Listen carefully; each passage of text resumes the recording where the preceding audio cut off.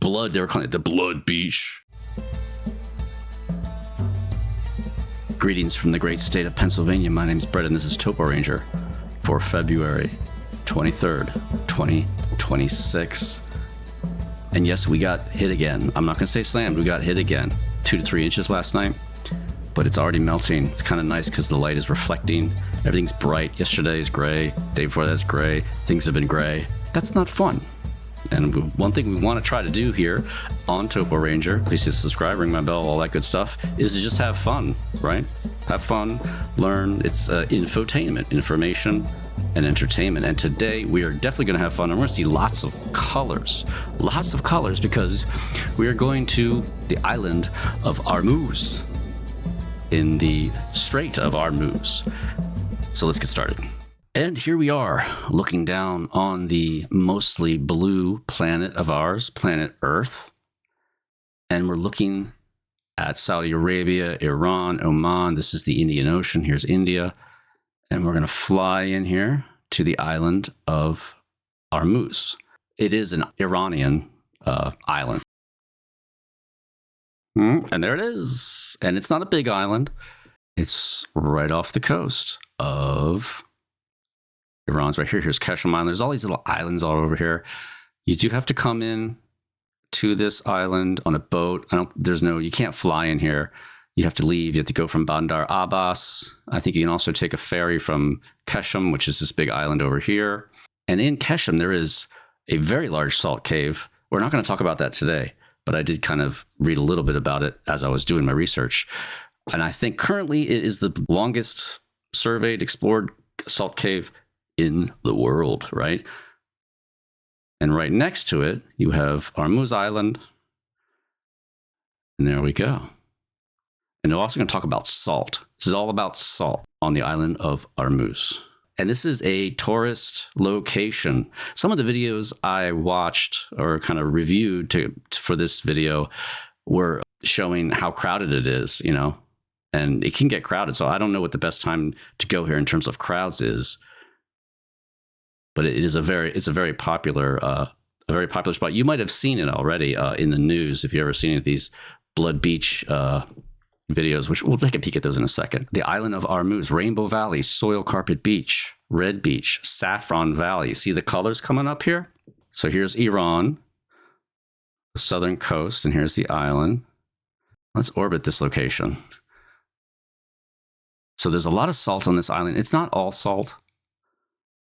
I think some parts of the island where there's mountainous, perhaps this one is rhyolite, salt goddess. You see that over there? Salt goddess.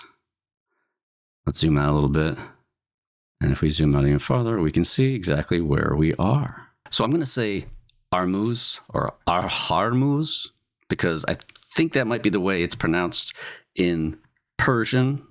I think it's also called Farsi. That's the language of the Persian people of Iran. As an American, you could say Hormuz. If I'm saying that wrong, again, I'm sorry to all those Farsi speakers out there. So what's up with the island? Well, it is a small Iranian island located in the Persian Gulf. I couldn't think of that before. It's strategically positioned in the Strait of Hormuz, about 8 kilometers off the southern coast of Iran. And right now, the Strait of Hormuz is probably in the news, probably going to be in the news a lot coming up in the month. For other reasons, though, right? It covers an area of roughly 42 square kilometers and has a population of 6,000 people. There are 6,000 people that live on this island. I think a lot of them are probably supported by the tourism. It forms part of the Hormozgan Province. It's renowned for its vibrant and multicolored landscapes and earns the nickname Rainbow Island or Colorful Island. Soils, rock, and salt. You've got shades of red, yellow, orange, green, white due to high concentrations of minerals like iron oxide, red ochre. And there's a red ochre mine on the island, and it says here that they export it.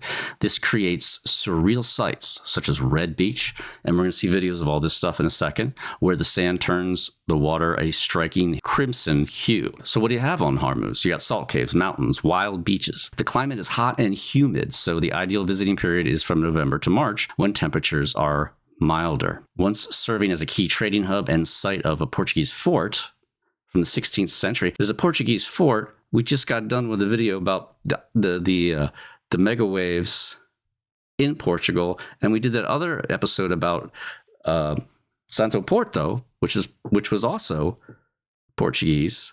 Now we're talking about salt caves, and we also just did that other video about the underground salt licks in Africa where the elephants were going in.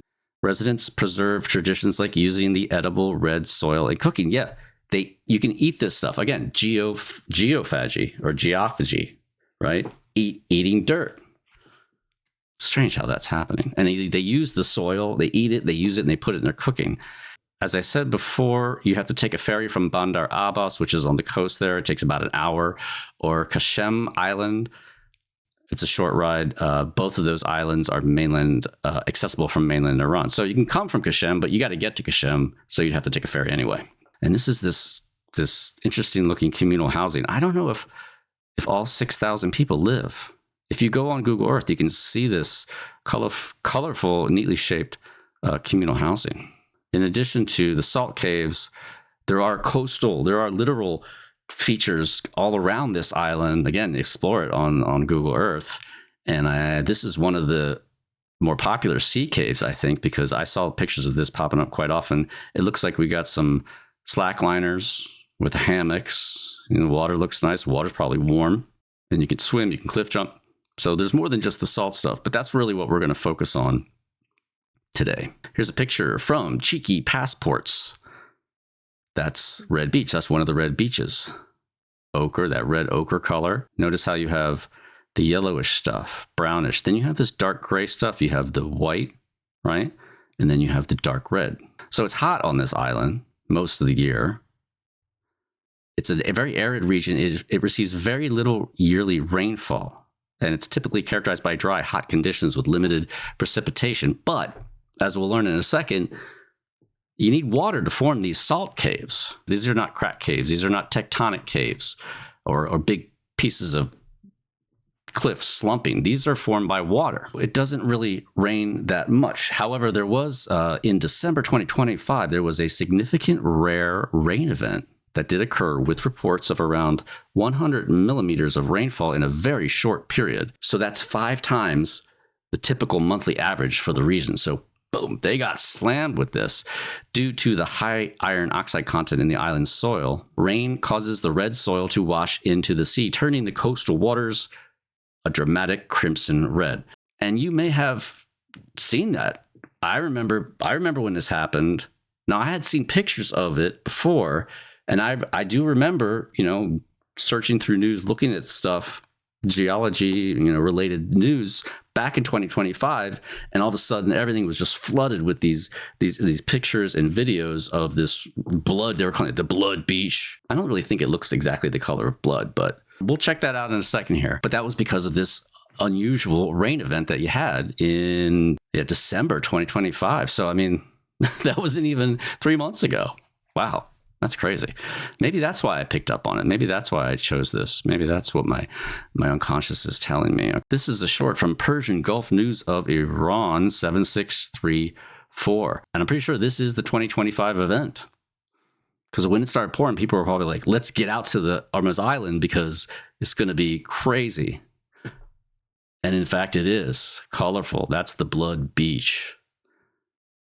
This turns into silt, runs off, and then you get the water gets that way.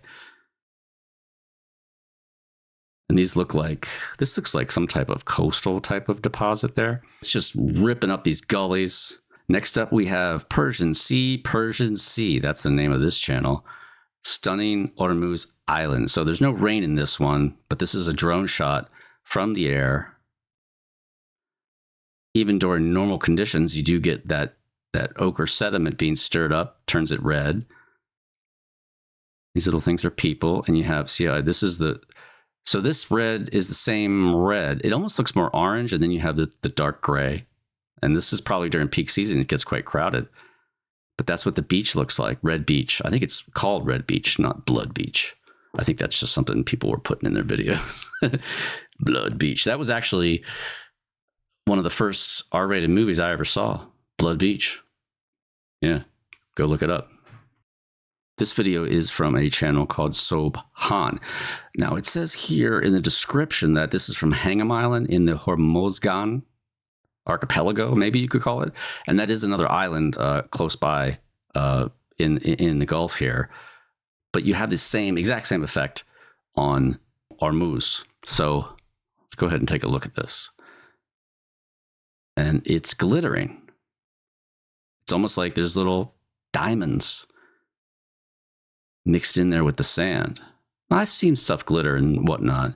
I don't think I've ever been to a beach that glittered. And this is exactly what it does on Hormuz. Now, I'd put that one in there just because it was such a good example. This one is very interesting. She scrapes the surface, and underneath the dark gray is the red. This is on Instagram, Science. The name of the channel is Science. See how when she scratches it, you can see it fills up with that reddish water, and the surface is dark, but underneath is the red sand. And it is glittering, although in this video you can't tell quite as much, but you see that glitter and the contrast between the dark and the red. How cool is that? It glitters, I think, because of hematite. It's a relatively hard oxide mineral, ferric oxide. And I think that is what's causing that glittering effect. And what's funny is we have hematite down here in various rocks, and I've seen rocks down here in the gorge glitter just like that. Take some of the rocks down in the gorge and you grind them up, they would almost look like this. But this seems to be fairly wide, just, everywhere on the island, whereas the glittering stuff down in the gorge here in Pennsylvania on the river, down Susquehanna River, it's not really that widespread. On Peavine Island, there are places if you go on a sunny day. And here's another one of the glittering sands. The glittering sands. And this one is from a channel called Nums Explore, Natural Attractions of Hormuz. And this is when it's dry. Isn't that amazing? I can imagine just being at like a Kesha concert or something and having just tons of this dumped on you. There you can see the water's red too. So that's what it looks like when it's dry. Back at the red beach. And I like this one because it really shows you the red sand, which is making the water that color, and the darker sand. The water itself is clear with a red tinge. I don't think it's like muddy. Maybe if you went in there, I don't know. And there's no storm. So this is just during a regular period. It's not like some extreme weather event. So this is probably what it would look like if you just went there and everything was normal. Again, visually interesting, multicolored stuff. So that's a little bit about the island, but let's move on to the main event in this video, which is going to be the salt caves of Hormuz Island. I love caves, I love salt, I love... It was wonderful. I included that clip. That's from a channel, Lee Murray. Is This Mars? Exploring Hormuz Island 2019. And I just like the way she says that. It's pretty funny. I love caves, I love salt, I love... It was wonderful. Something tells me she's being a little sarcastic, right? So what about the geology behind these salt caves? What's going on? Maybe you've never heard of a cave in salt, right? What's going on? How can there be caves in salt? So let's get informed. Unlike more common limestone caves, which require acidic water for dissolution, salt caves develop primarily through the action of neutral water dissolving the highly soluble salt. This process is a type of karst formation. Karst. Talk a lot about that on this channel. That's my favorite landform, bar none. Limestone karst, gypsum karst, right? And you can also have karst in salt. But the genesis, the creation of these caves occurs rapidly due to the halite's extreme solubility. It's the most soluble common mineral on Earth's surface. That's why the oceans are salty, I think, right? It's very common, and it dissolves very, very, very easily. Salt caves are a rare geological phenomenon because large salt deposits, and we're going to go over what they're called and what they look like in a second, they rarely persist on the surface. They don't last long. They thrive mainly in arid environments with minimal rainfall, such as deserts, where dissolution is limited. And that sounds like Hormuz Island, where you do get periodically, you get these rains. You get a normal amount of rain, but it's not very much. But over long periods of time, it's enough to form these salt caves. And one of the caves we're going to look at today is like a stream cave. It has a stream flowing through it. It's not like waterfall stream, but it's water flowing out in an entrance. Now that water is probably more like brine. But you need some water to form these salt caves. But too much, and they disappear very rapidly.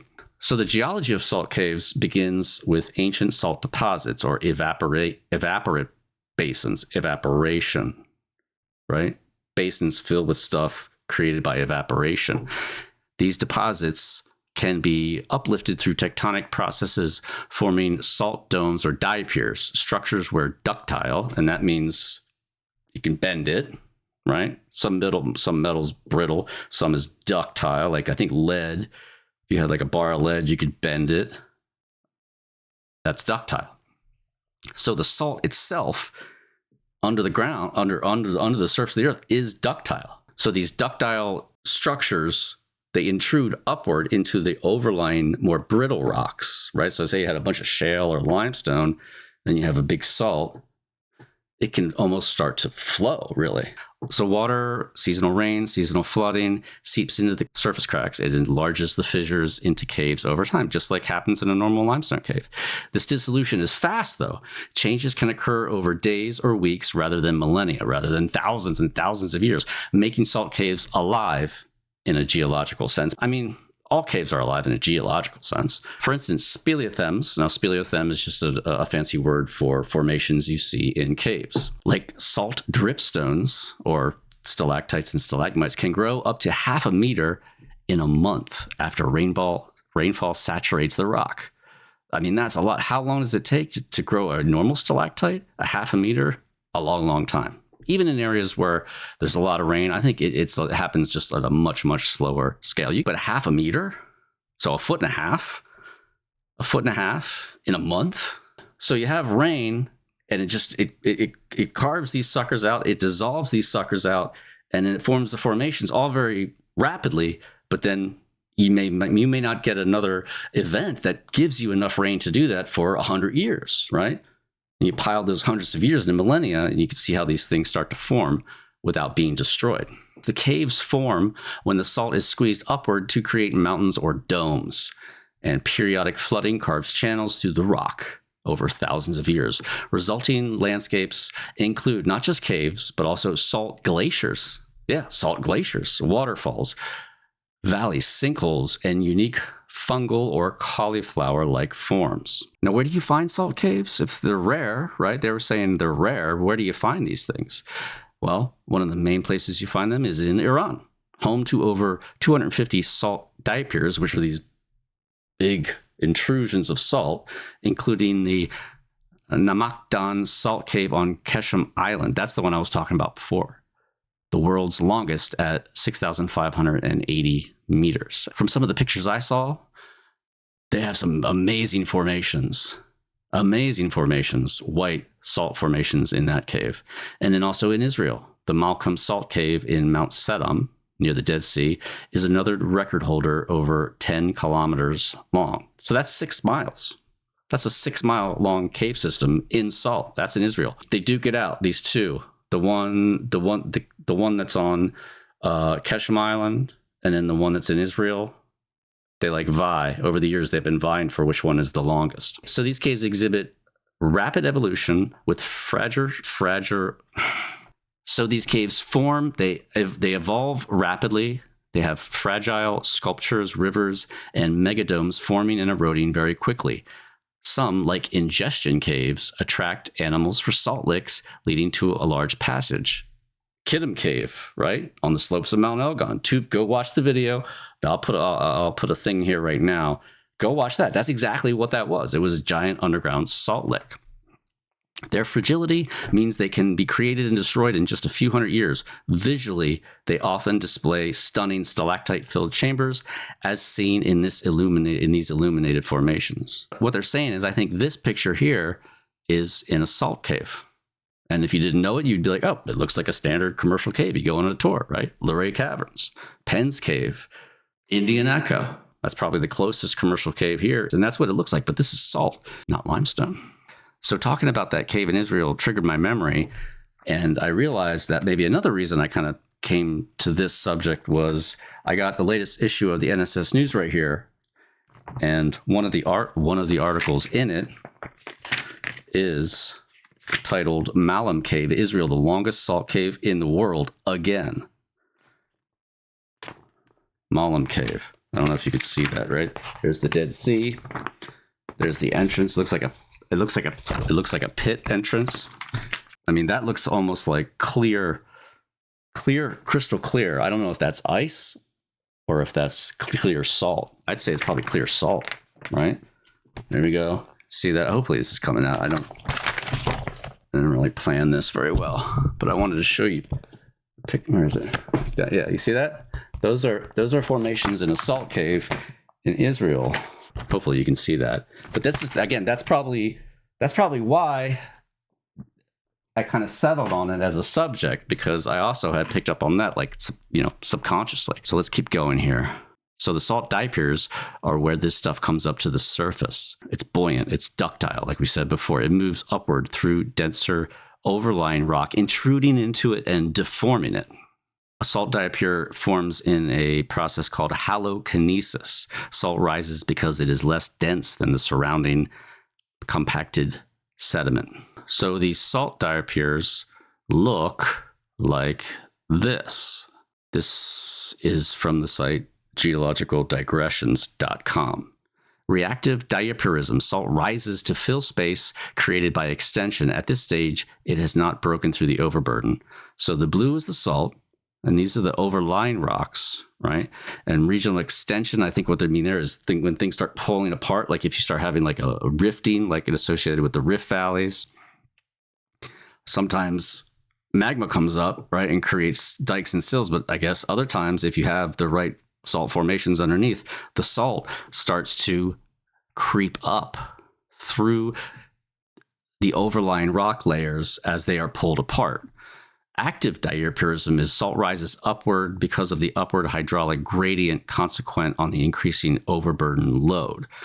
So you can form a little channel. It looks almost like a zit, You form a little channel, and then as things are being deposited and the weight of the overlying rocks are pushing down, what does it do? It pushes up the salt, right? And that's what this shows. And then there's passive diapirism, which is salt breaches overburden, rises to the surface. Sedimentation generally keeps pace with rise. Rates of rise governs depositional patterns. That's what that is. And then here you have sheet advance. Diapir uplifts sedimentation, salt at the surface spreads out, forming sheets. I think that's how the salt glaciers are formed. So if this stuff starts leaking out of the surface and it's unbound, it's not restricted by the pressure or the confining layers of rock all around it, it starts behaving maybe more like ice, I mean, you have salt glaciers. Look it up. I don't have any pictures here, but look it up. Look up salt glacier and see what it looks like. And you also get oil associated with these salt domes, because sometimes this is what happens. You get the source rock, right? Then you have the porous reservoir rock. That's where the oil is stored. And then you get this impermeable shale or clay that overlies this stuff here right next to the salt dome, and it creates that cap rock. So the oil generated goes upwards, fills up the reservoir, but it gets trapped. I think that's what the largest oil field in the world, I think in Israel, Saudi Arabia, I think it's called the Gwar field. And the host rock there, I think, is limestone. And I don't know if there's a salt dome. It might not be a salt. It might just be an anticline or something. But that's basically how those work. And they often are associated with salt domes, because the evaporites that make up the salt perhaps they form like a natural succession of events. So when you get a lot of salt, you get a lot of limestone, or you get a lot of organic material. I'm not really sure how that works.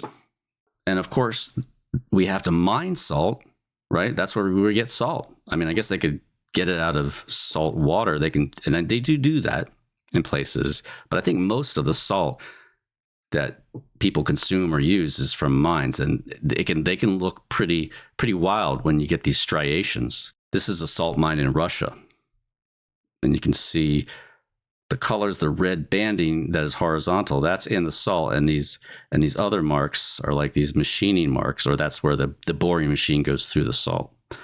I think this is the same mine. There's two people for scale, right? Just look at the way these things are just bending. They're getting all wonky there. So this colored salt does exist in other places on Earth. And here's just a quick clip from a video about a salt mine. This is the channel Build Wit, W-I-T-T. And this shows the Bernburg rock salt mine. I included this just because it's just neat. Notice how there's really no colors in this salt. And they mine this stuff. You can see layers though. You see that? There are striations, but they're very subtle. And they create these huge galleries. I mean, that's got to be at least a 50-foot wall there, right? And there's a little tunnel at the top that's looking down. I guess they were using a drone. This is all just salt. It's good for filming though, because you get a lot of that light reflecting everywhere. So that's like a modern salt mine looks like. This last one here is I just included it because I thought it was really neat in terms of the formations. This is not a salt cave on the island of Hormuz. This is actually Mount Sodom. This is one of the big salt caves in Israel. Erez Rahamim is in a salt cave, the location which is secret. And I think this one was in the news recently too. The photo was taken by Boaz Langford. I included this just because it's neat, and it is a salt cave. So you get all these cave-like formations, but then apparently you get crystals, very distinct shaped crystals. I mean, this is like this cubic stuff, right? Like you could find pyrite that takes the same shape. This is just jumbo, and it's salt, and it has colorations on the inside. Again, just a neat shot. So we have two of these salt caves in this video, although I'm sure there are probably many more caves on the island, salt caves on the island of Hormuz.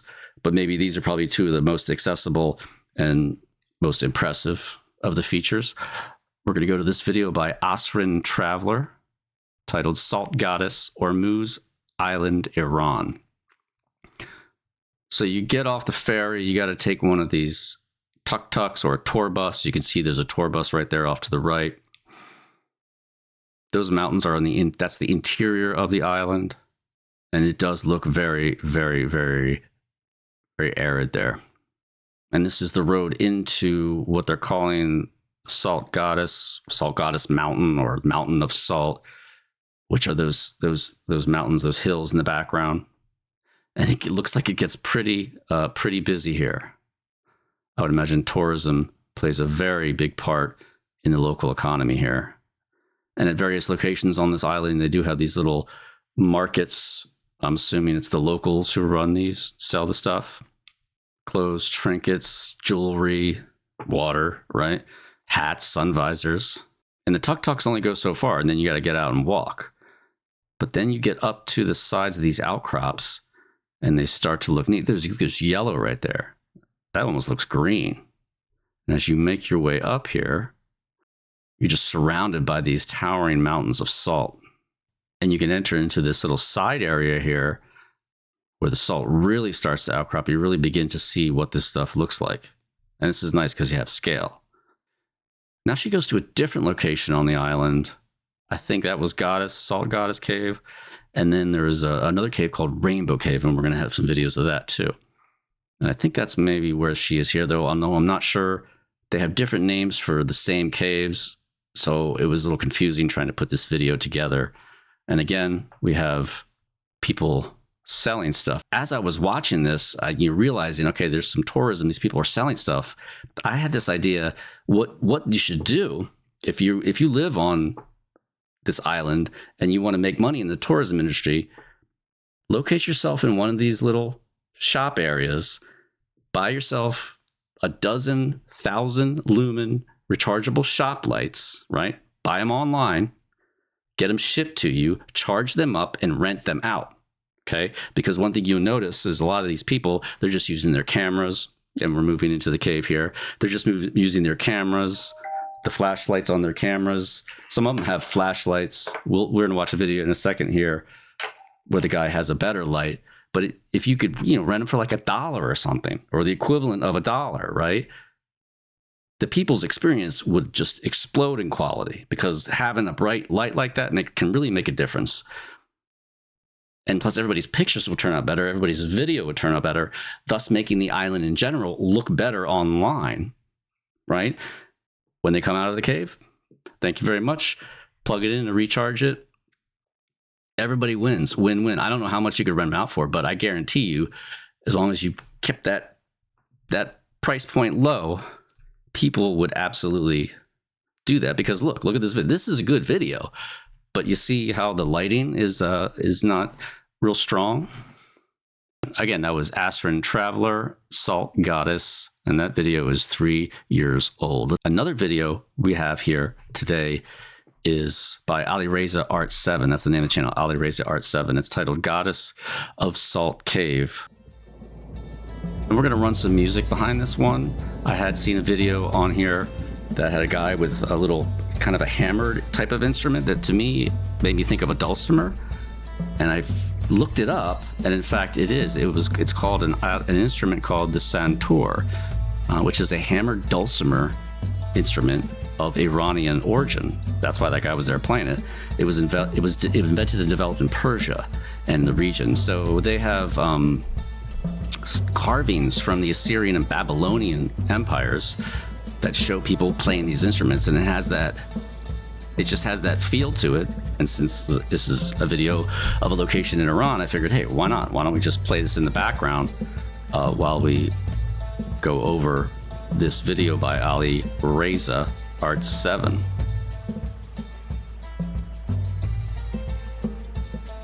Salt Goddess Cave. I think this is the other end, right? Salt Goddess Cave is a active salt cave in the sense that it has water flowing through it, water ponding up, although the water is probably really, really briny.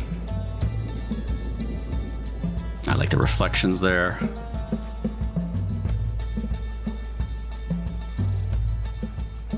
And he's pointing to that spot right there. It says continue from here. And he in fact does go down in there. We're not far from the entrance at this point. And then he peeks down, and the passage gets low and wide, right? Was it 20, 30 feet wide, 2 or 3 feet high? I kind of get the feeling he's crab walking here, or maybe kind of scooching along on his knees, which to me would mean if you're going here as a tourist, a large portion of the people are not going to be going down into this section. And there is flowing water there, you see? So it's a stream cave. I wonder how long it was since the last rain here. And then you have these little side rooms that pop off the main streamway, and they look like that. The dimensions are nice, though. I mean, it's not like some tiny thing you gotta squeeze in. In a little bit here, we'll see he actually is just walking down a stream passage. And here's a side passage. And you have these clusters that, I mean, they look like helictites to me. I wonder if you have any airflow. That's a good question. I wonder what the airflow. So he kind of crawls down a little side passage, and you can see he keeps going down there. And you see his lights there, right? He just says there's 2 little like antenna LED lights, and that just makes it a lot better in terms of viewing. You kind of really start to see what this thing is like. If you're just shooting with your phone, I mean, he probably is shooting with a phone, but he's got some of those little lights, which I think makes it a lot better. Continues low and wide. And you got some little bit more of those helictite formations, and it turns into basically a walkway. It feels like he's walking through this in terms of the shake and the jiggle of the camera. Another side room. I wonder if that's vertically bedded. Yeah, see these things coming off here? See, they're at an angle, and they form so much faster. Maybe they are more influenced by the wind, you know? So if these things are all forming, just extruding this stuff out a lot after a big rain event, if there is also air movement, the wind could have a big impact on the shape of the formations. You can start getting that glitter again. It looks like a pretty big room back there. It's looking pretty nice. The farther you go back, probably the bit better condition the cave is in too, because the farther you go back means you're gonna have less and less people. And people who are gonna go way back in this thing are, there's the brine. Oh, does that look like a face there? Oh, he did that. Oh, okay, I didn't even see that when I watched it. The people who go even farther back are probably mapping it, and they're going to be super conscious of not destroying anything. And the walls are sparkling. And he's trying to freak us out. See, to me, this is not a scary cave. This is just interesting. And that's basically what this thing looks like. And again, that's Ali Reza in the Goddess of Salt Cave. That's the best video I found, I think, of all the salt caves that we're looking at today. This was probably the best, the longest, the most, the farthest they go into this cave. So he's going in there and exploring this thing, and with the smooth stylings of the Santour in the background. Second cave we're going to check out today, while we're cruising around Hormuz Island, or Hormuz Island, is called Rainbow Cave. This is another one that was all over social media in December when they had that big rain event, because people were like, hey, let's go take pictures of the Blood Beach, and we can also go to Rainbow Cave, and that's what it looks like. Now, I think this picture might be tweaked a little bit. A lot of these pictures, I noticed they're trying to make everything pop. The colors on this island are just popping all by themselves. I think this is tweaked a little bit, but this kind of shows you a little bit what it's like. And it's a pretty sizable chamber. Next up, we have Persian Paths. The name of this channel is Persian Paths. Title, Rainbow Cave, Mystical Hormuz Island in the Persian Gulf. This one, the entrance kind of has a stream kind of wash, like a gully carved out, and there is the salt. And it gets like semi-translucent with that shine. How cool is that? As we head into the Rainbow Cave. I don't think there's water in this one. In fact, this one in the beginning looks quite like a regular, something you might see here in Pennsylvania. And you can see the phreatic forms. And it's a nice sized room. Let's say, these guys are what, 6 foot maybe? This is in the back. This music even has a little thunder in the background, right? The storms are brewing over the Gulf. Weather storms. Soon will come the rains, which form these ancient salt caves on the island of Hormuz.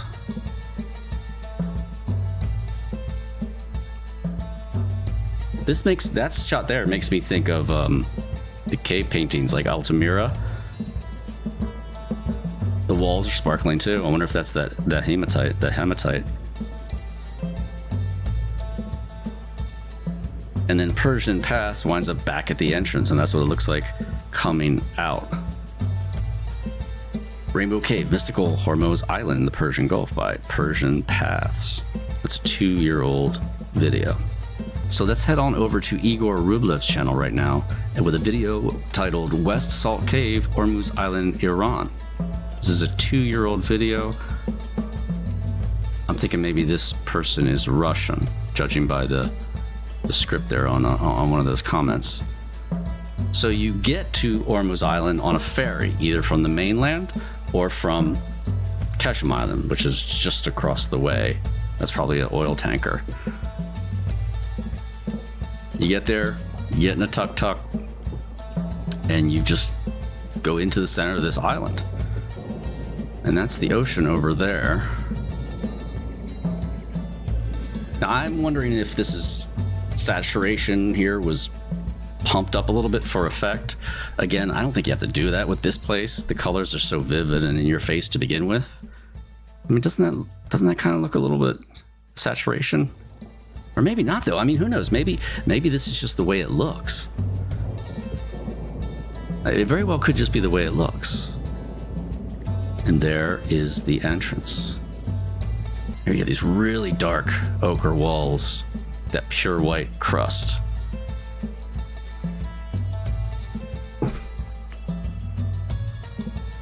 And it's cool because these caves, you go into them as far as you want. It seems like the beginning of this one is relatively straightforward, so you don't have to be, you don't have to be in great shape to get into these, That pillowy, white, popcorny stuff. The dusting, just like a dusting of red ochre. This is titled West Salt Cave. So, again, the problem I had here was that they have caves. You have one cave with two different entrances. Two different people go to each side, and the cave has two different names. You come away with two videos of these totally, but they're not. It's the same cave. So I don't know. I got a little confused when I was doing this because this is the salt. I think this is. Is this Salt Goddess? This is supposed to be. We're supposed to be on the Rainbow Cave, and I have West Salt Cave, Rainbow Cave. Question. What this person shows in this video is this. I think this is called rilling karn. It's kind of a style of weathering, karst weathering. It's got these blade-like structures with points. I don't know how brittle salt is, but I wouldn't want to fall on this. You can find this stuff in, limestone. Big limestone spires, like in Southeast Asia, just covered with this stuff. And you don't want to fall because it would be like falling on a cheese grater. Right, that it was Igor Rublev, West Salt Cave, Hormuz Island, Iran. That was not Rainbow Cave. I apologize about it. I thought that was Rainbow Cave. Okay, well, it was still pretty neat. And there we are, back in the air above the beautiful Rainbow Island, aka, or also not, it's Hormuz Island, aka the Rainbow Island, just off the coast of Iran. So what do you guys think? Pretty neat. I did 2 takes on that last one. I recorded like 15 minutes, maybe 10, 15 minutes. I lost it. And I'm trying to remember what I was saying because some of it made sense. So I had to re-record the whole thing. I don't think the second take was as good as the first. I think you guys get the picture, right? About Hormuz Island. And I think that idea that I have about renting out those LED lights to people going to Rainbow Cave and to people going to Salt Goddess Cave, I think that's a great idea. And I think that could make locals, that could bring even more money into this location. Everybody's pictures get better. The island is represented on the internet better because everybody's pictures and videos inside these caves look just awesome because of these lights. All you have to do is recharge the light, rent them out, and recharge them. If you had a good time, make sure you hit subscribe, ring my bell, follow me on all the platforms. I like learning about this place. It was neat. It's very colorful. And it's, again, another place. If I ever get the chance, I will definitely go to this island. This is Brett for Topo Ranger, and I will see everyone in the next episode.